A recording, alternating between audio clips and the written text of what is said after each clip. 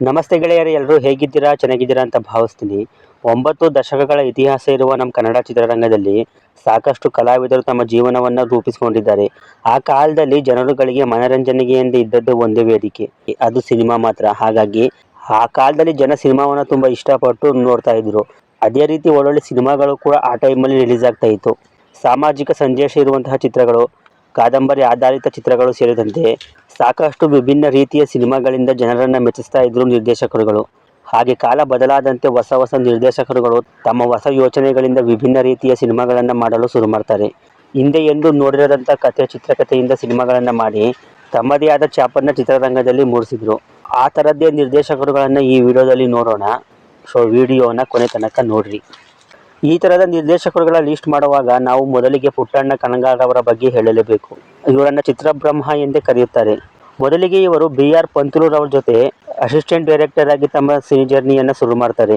ಮುಂದೆ ಒಬ್ಬ ಪ್ರತಿಭಾವಂತ ನಿರ್ದೇಶಕನಾಗಿ ಹೊರಹೊಮ್ಮಿದ ಇವರು 30ಕ್ಕೂ ಹೆಚ್ಚು ಸೂಪರ್ ಹಿಟ್ ಚಿತ್ರಗಳನ್ನು ಕನ್ನಡ ಚಿತ್ರರಂಗಕ್ಕೆ ಕೊಟ್ಟಿದ್ದಾರೆ. ಇವರ ನಿರ್ದೇಶನದ ಸಿನಿಮಾಗಳಲ್ಲಿ ಅರ್ಥಗರ್ಭಿತವಾದ ಚಿತ್ರಕಥೆ ಇರ್ತಾ ಇತ್ತು. ಮಹಿಳಾ ಪ್ರಧಾನ ಚಿತ್ರಗಳಿಗೆ ಇವರು ಹೆಸರುವಾಸಿ. ವಿಭಿನ್ನ ರೀತಿಯ ಸಿನಿಮಾಗಳನ್ನು ಕನ್ನಡ ಚಿತ್ರರಂಗಕ್ಕೆ ಕೊಟ್ಟ ಖ್ಯಾತಿ ಪುಟ್ಟಣ್ಣ ಕಣಗಾಲ್ರವರಿಗೆ ಸಲ್ಲುತ್ತೆ. ಇವರ ರಂಗನಾಯಕಿ, ಅಮೃತ ಘಳಿಗೆ, ಮಾನಸ ಸರೋವರ, ನಾಗರಾವು ಅಂತಹ ಸಿನಿಮಾಗಳನ್ನು ಎಂದಿಗೂ ಮರೆಯೋಕೆ ಸಾಧ್ಯವಿಲ್ಲ. ರಂಗನಾಯಕಿ ಸಿನಿಮಾದಲ್ಲಿ ಒಂದು ಸೂಕ್ಷ್ಮವಾದ ವಿಚಾರವನ್ನು ಇಟ್ಕೊಂಡು ಅದಕ್ಕೆ ಎಲ್ಲೂ ಧಕ್ಕೆ ಬಾರದಂತೆ ಕತೆ ಹೇಳಿದರು. ಕಲ್ಪನಾ ಅವರ ಸಿನಿಮಾಗಳಲ್ಲಿ ರಂಗನಾಯಕಿ ಒಂದು ಅತ್ಯದ್ಭುತವಾದ ಸಿನಿಮಾ ಎಂದೇ ಜನರು ಈಗಲೂ ಮಾತಾಡ್ತಾರೆ. ಸಾಹಸ ಸಿಂಹ ಡಾಕ್ಟರ್ ವಿಷ್ಣುವರ್ಧನ್ರಂತಹ ಮಹಾನ್ ಕಲಾವಿದನನ್ನು ಚಿತ್ರರಂಗಕ್ಕೆ ಪರಿಚಯಿಸಿದ ಕೀರ್ತಿಗೆ ಪುಟ್ಟಣ್ಣ ಕಣಗಾಲ್ರವರು ಪಾತ್ರವಾಗ್ತಾರೆ. ಗುರು ಶಿಷ್ಯರ ಸಂಬಂಧ ಹೇಗಿರಬೇಕು ಅನ್ನೋದನ್ನು ತಿಳಿಯಬೇಕಾದರೆ ಒಮ್ಮೆ ನಾಗರಾವು ಸಿನಿಮಾವನ್ನು ನೋಡಿದರೆ ಸಾಕು. ಈ ಎಲ್ಲ ಕಾಲಕ್ಕೂ ಅನ್ವಯವಾಗುವಂತಹ ಕಥೆಯುಳ್ಳ ಸಿನಿಮಾ ಅಂದರೆ ಅದು ಮಾನಸ ಸರೋವರ. ಒಂದು ಹೆಣ್ಣಿನ ಮನಸ್ಸಲ್ಲಿ ಏನಿರುತ್ತೆ ಅಂತ ಯಾರಿಗೂ ಅರ್ಥ ಆಗಲ್ಲ ಅನ್ನೋದನ್ನು ಈ ಸಿನಿಮಾ ಹೇಳುತ್ತೆ. ಇನ್ನು ಸಾಕ್ಷಾತ್ಕಾರ ಎಂಥವರ ಕಣ್ಣಲ್ಲಿ ನೀರು ತರಿಸುವಂತಹ ಸಿನಿಮಾ. ಹೀಗೆ ಎಲ್ಲ ಥರದ ಪ್ರಯತ್ನಗಳನ್ನು ಪುಟ್ಟಣ್ಣ ಕಣಗಾಲ್ರವರು ಆ ಕಾಲದಲ್ಲೇ ಮಾಡಿದ್ದಾರೆ. ಆ ಕಾರಣಕ್ಕಾಗಿ ಇವರನ್ನು ಚಿತ್ರಬ್ರಹ್ಮ ಅಂತ ಇಂದಿಗೂ ಕರೆಯುತ್ತಾರೆ. ಶಂಕರ್ ನಾಗ್. ನಮ್ಮ ಕರಾಟೆ ಕಿಂಗ್ ಶಂಕರ್ ನಾಗ್ ರವರು ಚಿತ್ರರಂಗದಲ್ಲಿ ಗುರುತಿಸಿಕೊಂಡಿದ್ದು ಬರೀ 13 ವರ್ಷಗಳು ಮಾತ್ರ. ಆದರೆ ಇನ್ನೂ 100 ವರ್ಷ ಆದರೂ ಎಂದು ಅಳಿಸದ ಸಾಧನೆಯನ್ನು ಇವರು ಮಾಡಿ ಹೋಗಿದ್ದಾರೆ. ಬರೀ ಚಿತ್ರರಂಗದಲ್ಲಿ ಮಾತ್ರವಲ್ಲದೆ ಹೊರ ಜಗತ್ತಿಗೂ ಬೇಕಾದ ಐಡಿಯಾಗಳು ಇವರ ತಲೆಯಲ್ಲಿ ಇತ್ತು. ಎಕ್ಸಾಂಪಲ್ ಆಗಿ ಹೇಳೋದಾದರೆ, ಈಗ ನಾವು ಓಡಾಡ್ತಾ ಇರೋ ಮೆಟ್ರೋ ಐಡಿಯಾ ಆ ಕಾಲದಲ್ಲಿ ಶಂಕರ್ ನಾಗ್ ರವರ ತಲೆಯಲ್ಲಿ ಇತ್ತಂತೆ. ಆ ಕಾಲದಲ್ಲಿ ನಮ್ಮ ಕನ್ನಡ ಚಿತ್ರಗಳ ಪೋಸ್ಟ್ ಪ್ರೊಡಕ್ಷನ್ ಕೆಲಸಗಳಿಗೆ ಕರ್ನಾಟಕದಲ್ಲಿ ಯಾವುದೇ ಸ್ಟುಡಿಯೋ ಇರಲಿಲ್ಲ. ಚಿತ್ರತಂಡ ಚೆನ್ನೈಗೆ ಹೋಗಿ ಅಲ್ಲೇ ಇದ್ದು ಡಬ್ಬಿಂಗ್, ಎಡಿಟಿಂಗ್ ಹೀಗೆ ಎಲ್ಲ ಕೆಲಸಗಳನ್ನು ಚೆನ್ನೈನಲ್ಲೇ ಇದ್ದು ಮಾಡಬೇಕಾಗಿತ್ತು. ಇದನ್ನು ನೋಡಿದ ಶಂಕರ್ ನಾಗ್ ರವರು 1985ರಲ್ಲಿ ಕರ್ನಾಟಕದಲ್ಲಿ ಒಂದು ಸ್ಟುಡಿಯೋವನ್ನು ನಿರ್ಮಾಣ ಮಾಡಿದರು. ಇವರ ನಿರ್ದೇಶನದ ಸಿನಿಮಾಗಳು ಕೂಡ ವಿಭಿನ್ನ ರೀತಿಯಲ್ಲಿ ಮೂಡಿ ಬರ್ತಾ ಇತ್ತು. ಒಂದು ಮುತ್ತಿನ ಕಥೆ ಚಿತ್ರದಲ್ಲಿ ಇಂಡಿಯನ್ ಫಿಲ್ಮ್ ಇಂಡಸ್ಟ್ರಿಯಲ್ಲೇ ಅಂಡರ್ ವಾಟರ್ನಲ್ಲಿ ಆಕ್ಷನ್ ಸೀನ್ನ ಮೊದಲ ಬಾರಿಗೆ ಶೂಟ್ ಮಾಡಿದರು ಶಂಕರ್ ನಾಗ್ ರವರು. ಇವರು ಮೊದಲಿಗೆ ಮರಾಠಿ ಚಿತ್ರರಂಗದಿಂದ ತಮ್ಮ ಸಿನಿ ಜರ್ನಿಯನ್ನು ಶುರು ಮಾಡ್ತಾರೆ. 22 ಜೂನ್ 1897 ಅನ್ನೋ ಮರಾಠಿ ಚಿತ್ರದಲ್ಲಿ ಮೊದಲಿಗೆ ಶಂಕರ್ ನಾಗ್ ರವರು ಆ್ಯಕ್ಟ್ ಮಾಡಿರ್ತಾರೆ. ನಂತರ 1980ರಲ್ಲಿ ಮಿಂಚಿನ ಓಟ ಅನ್ನೋ ಸಿನಿಮಾವನ್ನು ಅವರೇ ನಿರ್ದೇಶನ ಮಾಡಿ ಜೊತೆಗೆ ಆ್ಯಕ್ಟ್ ಕೂಡ ಮಾಡಿರ್ತಾರೆ. ಇದು ಆ ಕಾಲದಲ್ಲಿ ಒಂದು ವಿಭಿನ್ನ ಕಥೆಯುಳ್ಳ ಸಿನಿಮಾವಾಗಿತ್ತು.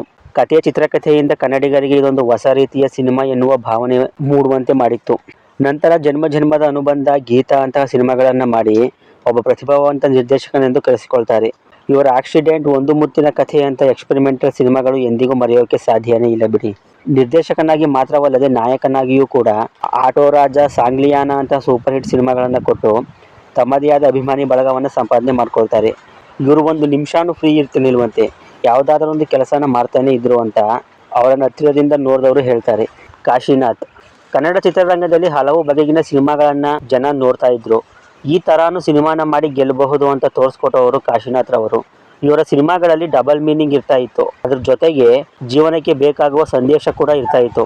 1984ರಲ್ಲಿ ಅನುಭವ ಅನ್ನೋ ಎ ಸರ್ಟಿಫಿಕೇಟ್ ಸಿನಿಮಾ ಮಾಡಿ ದೊಡ್ಡ ಮಟ್ಟದಲ್ಲಿ ಸಕ್ಸಸ್ ಕಂಡಿದ್ರು ಕಾಶಿನಾಥ್ ರವರು. ನಾಯಕ, ನಿರ್ದೇಶಕ, ನಿರ್ಮಾಪಕನಾಗಿಯೂ ಚಿತ್ರರಂಗದಲ್ಲಿ ಸೇವೆ ಸಲ್ಲಿಸಿದ್ದಾರೆ ಇವರು. ಕನ್ನಡ ಚಿತ್ರರಂಗಕ್ಕೆ ಸಿಕ್ಕಂಥ ಒಬ್ಬ ಅಪರೂಪದ ಅತಿಥಿ ಇವರು.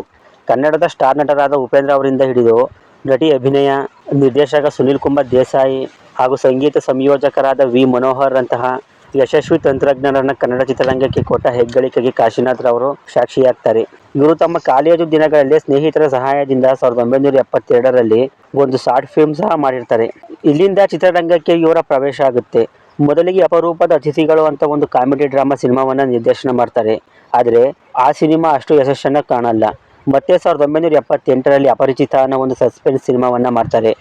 ಇದು ಭರ್ಜರಿ ಯಶಸ್ಸನ್ನು ಸಾಧಿಸಿ ಕಾಶಿನಾಥ್ ಅವರಿಗೆ ದೊಡ್ಡ ಮಟ್ಟದಲ್ಲಿ ಹೆಸರು ತಂದುಕೊಡುತ್ತೆ. ಮುಂದೆ ಇದೇ ತರಹದ ಥ್ರಿಲ್ಲಿಂಗ್ ಸಿನಿಮಾಗಳನ್ನು ಕಾಶಿನಾಥ್ ಅವರು ನಿರ್ದೇಶನ ಮಾಡ್ತಾ ಬರ್ತಾರೆ. ಹೀಗೆ ಈ 80ರ ದಶಕದಲ್ಲಿ ಹೊಸ ಪ್ರಯತ್ನಕ್ಕೆ ಇವರು ಹೆಸರುವಾಸಿಯಾಗ್ತಾರೆ. ಅಲ್ಲಿಯವರೆಗೂ ಯಾರು ತುಳಿಯದಂತಹ ಹಾದಿಯನ್ನ ಕಾಶಿನಾಥ್ ಅವರು ಆಯ್ಕೆ ಮಾಡ್ಕೊಳ್ತಾರೆ. ಅವಳೇ ನನ್ನ ಹೆಂಡತಿ ಚಿತ್ರದಲ್ಲಿ ಆ ಕಾಲದಲ್ಲಿನ ವಯಸ್ಸಿಗೆ ಬಂದ ಹೆಣ್ಮಕ್ಕಳಿಗೆ ಮುಳುವಾಗಿದ್ದ ವರದಕ್ಷಿಣೆ ಬಗ್ಗೆ ಕಾಶಿನಾಥ್ ಅವರು ಮಾತಾಡಿದರು. ಅನಂತನ ಅವಾಂತರ ಚಿತ್ರದಲ್ಲಿ ಮದುವೆಯಾದ ಹೊಸದರಲ್ಲಿ ಗಂಡಸು ಅನುಭವಿಸೋ ಕಷ್ಟವನ್ನ ಕಾಮಿಡಿ ರೂಪದಲ್ಲಿ ಹೇಳಿದ್ರು. ಅಜ್ಜಿ ಲೇಹ ಉಟ್ಕೊಂಡಿದ್ದು ಈ ಸಿನಿಮಾದಿಂದಾನೆ ಅನ್ನೋ ಮಾತಿದೆ. ಇನ್ನು ಅಜಗಜಾಂತರ, ಇದು ತುಂಬಾ ಸಿಂಪಲ್ ಆಗಿ ಬದುಕುವಂತಹ ಒಬ್ಬ ಹುಡುಗ ರಾಯಲ್ ಲೈಫ್ ಲೀಡ್ ಮಾಡುವಂತಹ ಹುಡುಗಿಯನ್ನ ಮದುವೆಯಾದ್ರೆ ಸಂಸಾರ ಅಜಗಜಾಂತರ ಅನ್ನೋ ವಿಷಯವನ್ನ ಈ ಸಿನಿಮಾದಲ್ಲಿ ಕಾಶಿನಾಥ್ ಅವರು ಎಲ್ಲಾ ವರ್ಗದ ಪ್ರೇಕ್ಷಕರಿಗೂ ಇಷ್ಟವಾಗುವಂತೆ ಹೇಳಿದ್ರು. ಕಡಿಮೆ ಬಜೆಟ್ನಲ್ಲಿ ಸಿನಿಮಾ ಮಾಡಿ ದೊಡ್ಡ ಮಟ್ಟದಲ್ಲಿ ಲಾಭ ಮಾಡುವಂತಹ ಇವರ ಐಡಿಯಾ ನಿರ್ಮಾಪಕರುಗಳಿಗೆ ಒಳಿತಾಗ್ತಾ ಇತ್ತು. ಅದೇ ರೀತಿ ಸಕ್ಸಸ್ ಕಾಣ್ತಾ ಇತ್ತು ಕೂಡ ಅವರ ಸಿನಿಮಾಗಳು. ಯಾವುದೇ ಬ್ಯಾಕ್ಗ್ರೌಂಡ್ ಇಲ್ಲದೆ ಒಬ್ಬಂಟಿಯಾಗಿ ಚಿತ್ರರಂಗಕ್ಕೆ ಬಂದು ತನ್ನ ಸ್ವಂತ ಪ್ರತಿಭೆಯಿಂದ ಬೆಳೆದ ಇವರ ಸಾಧನೆ ಎಂದಿಗೂ ಅಜರಾಮರ. Real star Upendra. ಇಷ್ಟೊತ್ತು ಮಾತಾಡಿದ ಕಾಶಿನಾಥ್ ಅವರ ಶಿಷ್ಯೆಯವರು ಅಂದಮೇಲೆ ಹೇಳಬೇಕಾ ಹೇಳಿ. ಗುರು ಕಲಿಸಿದ ವಿದ್ಯೆ ಶಿಷ್ಯನಿಗೆ ಕರಗತವಾಗಿತ್ತು. ಅದರ ಪರಿಣಾಮ ತರ್ಲೆ ನನ್ನ ಮಗ. ಡಗಾರನ ಶಬ್ದ ಹುಟ್ಕೊಂಡಿದ್ದ ಈ ಸಿನಿಮಾದಿಂದ.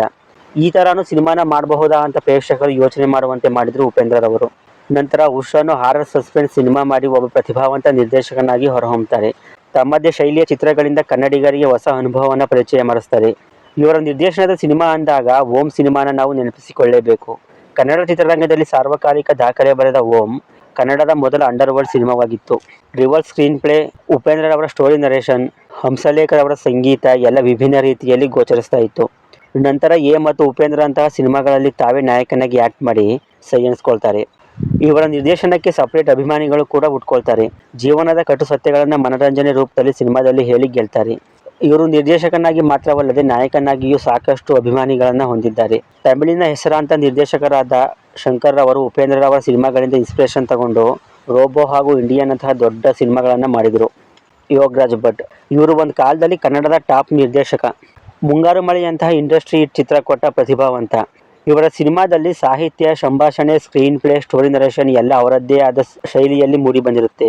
2006ರಲ್ಲಿ ಮುಂಗಾರು ಮಳೆಯಿಂದ ಇವರ ಹೆಸರು ಕನ್ನಡ ಚಿತ್ರರಂಗದಲ್ಲಿ ಕೇಳಿ ಬರಲು ಶುರು ಮಾಡುತ್ತೆ. ಅವರದ್ದೇ ಸ್ಟೈಲ್ನಿಂದ ಸಿನಿಮಾಗಳನ್ನು ಮಾಡಿ ಪ್ರೇಕ್ಷಕರಲ್ಲಿ ಹೊಸ ಅನುಭವ ಮೂಡುವಂತೆ ಮಾಡ್ತಾರೆ. ಅತಿ ಹೆಚ್ಚು ಯೂತ್ಗಳನ್ನು ಟಾರ್ಗೆಟ್ ಮಾಡಿ ಇವರು ಸಿನಿಮಾಗಳನ್ನು ಮಾಡೋದ್ರಿಂದ ಯುವಕರು ಇವರ ಸಾಹಿತ್ಯ ಮತ್ತು ಸಂಭಾಷಣೆಗೆ ಅಟ್ರಾಕ್ಟ್ ಆಗ್ತಾರೆ. ಹಳೆ ಪಾತ್ರೆ ಹಳೆ ಕಬ್ಬುಣ, ಗೈ ಗಯ್ಯ ಗಚ್ಚ ಹಸರ, ಅಲ್ಲಾಡ್ಸು ಅಲ್ಲಾಡ್ಸು ಅಂತಹ ಹಾಡುಗಳಿಂದ ನಾನು ವಿಭಿನ್ನ ಅನ್ನೋದನ್ನು ಒತ್ತಿ ಒತ್ತಿ ಪ್ರೇಕ್ಷಕರಿಗೆ ಮನದಟ್ಟು ಮಾಡಿಸ್ತಾರೆ. ಮುಂಗಾರು ಮಳೆ ಆದ ನಂತರ ಗಾಳಿಪಟ, ಪರಮಾತ್ಮ ಅಂತಹ ಸಿನಿಮಾಗಳಲ್ಲಿ ಹೊಸ ರೀತಿಯ ಸ್ಕ್ರೀನ್ ಪ್ಲೇಯಿಂದ ಪ್ರೇಕ್ಷಕರ ಗಮನ ಸೆಳೆಯುವುದರಲ್ಲಿ ಯಶಸ್ವಿಯಾಗ್ತಾರೆ. ಇವರ ಸಿನಿಮಾಗಳಲ್ಲಿ ಕ್ಯಾರೆಕ್ಟರ್ಗಳನ್ನು ತೋರಿಸುವಂತಹ ರೀತಿ, ಆ ಕ್ಯಾರೆಕ್ಟರ್ನ ಬಿಹೇವಿಯರ್ ಇದೆಲ್ಲ ತುಂಬ ವಿಭಿನ್ನವಾಗಿರುತ್ತೆ. ಹಾಗಾಗಿ ಹೊಸತನ ಪರಿಚಯಿಸಿದ ಡೈರೆಕ್ಟರ್ಗಳಲ್ಲಿ ಯೋಗರಾಜ್ ಭಟ್ ಅವರು ಕೂಡ ಒಬ್ಬರು. ದುನಿಯಾ ಸೂರಿ.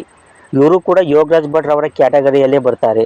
ಇವರ ಸಿನಿಮಾದ ಹೆಸರು ಮರ್ತೋದ್ರೂ ಆ ಸಿನಿಮಾದ ಕ್ಯಾರೆಕ್ಟರ್ಗಳ ಹೆಸರನ್ನು ಮರೆಯೋಕ್ಕೆ ಸಾಧ್ಯನೇ ಇಲ್ಲ.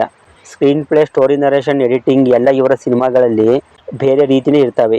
2007ರಲ್ಲಿ ರಿಲೀಸ್ ಆದ ದುನಿಯಾ ಇವರ ಮೊದಲ ನಿರ್ದೇಶನದ ಸಿನಿಮಾ.